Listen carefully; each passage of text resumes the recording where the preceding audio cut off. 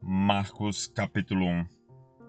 Este é o princípio das boas novas a respeito de Jesus Cristo, o Filho de Deus.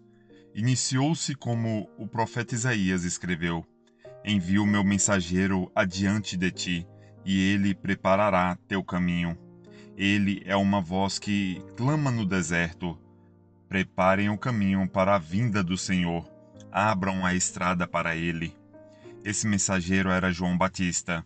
Ele apareceu no deserto pregando o batismo como sinal de arrependimento para o perdão dos pecados. Gente de toda a Judéia, incluindo os moradores de Jerusalém, saía para ver e ouvir João. Quando confessavam seus pecados, ele os batizava no Rio Jordão. João vestia roupas tecidas com pelos de camelo, usava um cinto de couro e alimentava-se de gafanhotos e mel silvestre. João anunciava: Depois de mim virá alguém mais poderoso que eu, alguém tão superior que não sou digno de me abaixar e desamarrar as correias de suas sandálias. Eu os batizo com água, mas ele os batizará com o Espírito Santo. Certo dia, Jesus veio de Nazaré da Galiléia, e João o batizou no Rio Jordão. Enquanto saía da água, viu o céu se abrir e o Espírito Santo descer sobre ele como uma pomba. E uma voz do céu disse: Você é meu filho amado, que me dá grande alegria. Em seguida, o Espírito conduziu Jesus ao deserto, onde ele foi tentado por Satanás durante 40 dias. Estava entre animais selvagens e anjos o serviam. Depois que João foi preso, Jesus foi para a Galiléia, onde anunciou as boas novas de Deus. Enfim chegou o tempo prometido. Proclamava: O reino de Deus está próximo. Arrependam-se e creiam nas boas novas. Enquanto andava à beira do mar da Galiléia, Jesus viu Simão e seu irmão André. Jogavam redes ao mar, pois viviam da pesca. Jesus lhes disse: Venham, sigam-me, e eu farei de vocês pescadores de gente. No mesmo instante, deixaram suas redes e o seguiram. Pouco mais adiante, Jesus viu Tiago e João, filhos de Zebedeu, consertando redes num barco.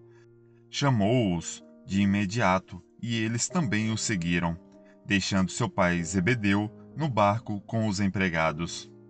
Jesus e seus seguidores foram à cidade de Cafarnaum. Quando chegou o sábado, entrou na sinagoga e começou a ensinar. O povo ficou admirado com seu ensino, pois ele falava com verdadeira autoridade, diferentemente dos mestres da lei. De repente, um homem ali na sinagoga, possuído por um espírito impuro, gritou: Por que vem nos importunar, Jesus de Nazaré? Veio para nos destruir? Sei quem é você, o Santo de Deus. Cale-se, repreendeu-o Jesus. Saia deste homem. Então o espírito impuro soltou um grito, sacudiu o homem violentamente e saiu dele. Todos os presentes ficaram admirados e começaram a discutir o que tinha acontecido. Que ensinamento novo é esse? Perguntavam. Como tem autoridade? Até os espíritos impuros obedecem às ordens dele. As notícias a respeito de Jesus se espalharam rapidamente por toda a região da Galiléia. Depois que Jesus saiu da sinagoga, com Tiago e João, foram à casa de Simão e André. A sogra de Simão estava de cama, com febre. Imediatamente falaram a seu respeito para Jesus. Ele foi até ela, tomou-a pela mão e ajudou-a a levantar-se. A febre a deixou e ela passou a servi-los. Ao entardecer, depois que o sol se pôs, trouxeram a Jesus muitos enfermos e possuídos por demônios. Toda a cidade se reuniu à porta da casa para observar. Então Jesus curou muitas pessoas que sofriam de diversas enfermidades e expulsou muitos demônios. Não permitia, porém, que os demônios falassem, pois sabiam quem ele era. No dia seguinte, antes de amanhecer, Jesus se levantou e foi a um lugar isolado para orar. Mais tarde, Simão e os outros saíram para procurá-lo. Quando o encontraram, disseram: Todos estão à sua procura. Jesus respondeu: Devemos prosseguir para outras cidades e lá também anunciar minha mensagem, Foi para isso que vim. Então ele viajou por toda a região da Galiléia, pregando nas sinagogas e expulsando demônios. Um leproso veio e ajoelhou-se diante de Jesus, implorando para ser curado. Se o Senhor quiser, pode me curar e me deixar limpo. Cheio de compaixão, Jesus estendeu a mão e tocou nele. Eu quero, respondeu. Seja curado e fique limpo. No mesmo instante, a lepra desapareceu e o homem foi curado. Então Jesus se despediu dele com uma forte advertência. Não conte isso a ninguém. Vá e apresente-se ao sacerdote para que ele o examine. Leve a oferta que a lei de Moisés exige para sua purificação. Isso servirá como testemunho. O homem, porém, saiu e começou a contar a todos o que havia acontecido.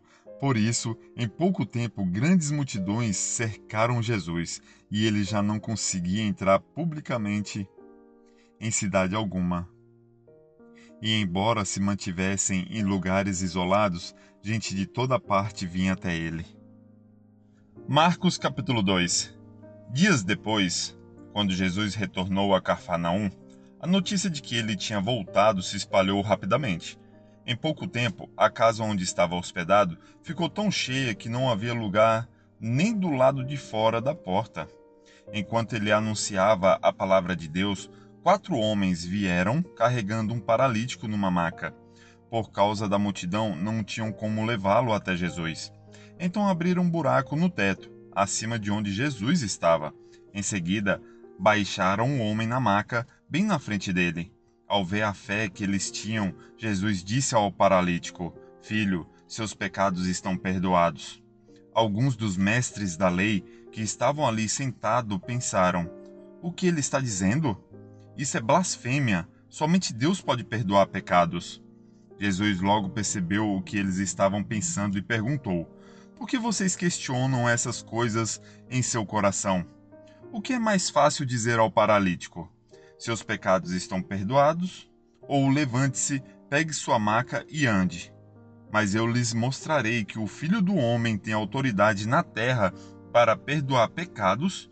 Então disse ao paralítico: Levante-se, pegue sua maca e vá para casa.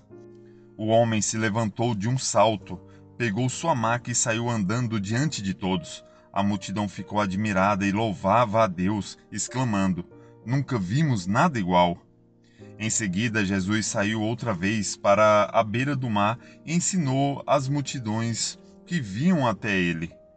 Enquanto caminhava por ali, viu Levi, filho de Alfeu, sentado no lugar onde se coletavam os impostos. Siga-me, disse-lhe Jesus. E Levi se levantou e o seguiu. Mais tarde, na casa de Levi, Jesus e seus discípulos estavam à mesa, acompanhados de um grande número de cobradores de impostos e outros pecadores, pois eram muitos os que o seguiam. Quando alguns fariseus, mestres da lei, viram Jesus comer com cobradores de impostos e outros pecadores, perguntaram a seus discípulos: Por que ele come com cobradores de impostos e pecadores? Ao ouvir isso, Jesus lhes disse: As pessoas saudáveis não precisam de médico, mas sim os doentes. Não vim para chamar os justos, mas sim os pecadores. Certa vez, quando os discípulos de João e os fariseus estavam jejuando, algumas pessoas vieram a Jesus e perguntaram: Por que seus discípulos não têm o hábito de jejuar como os discípulos de João e os discípulos dos fariseus? Jesus respondeu: Por acaso os convidados de um casamento jejuam enquanto festejam com o noivo? Não podem jejuar enquanto o noivo está com eles.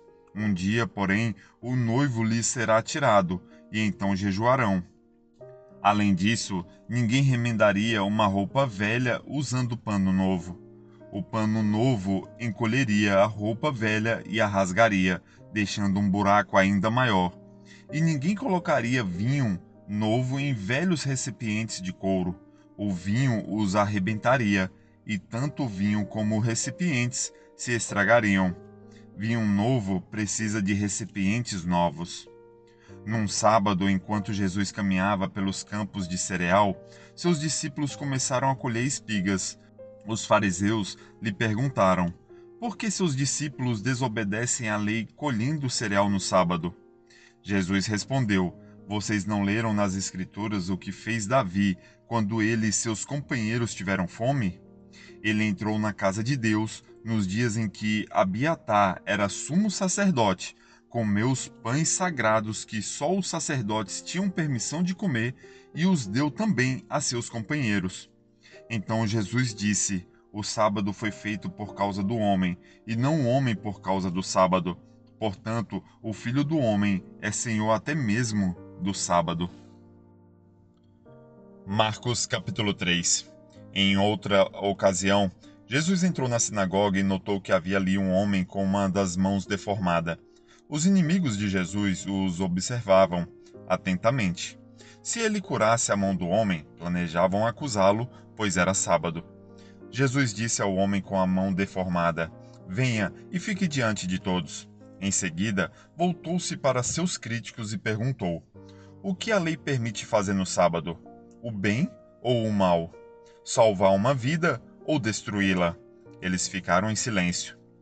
Jesus olhou para os que estavam ao seu redor, irado e muito triste pelo coração endurecido deles.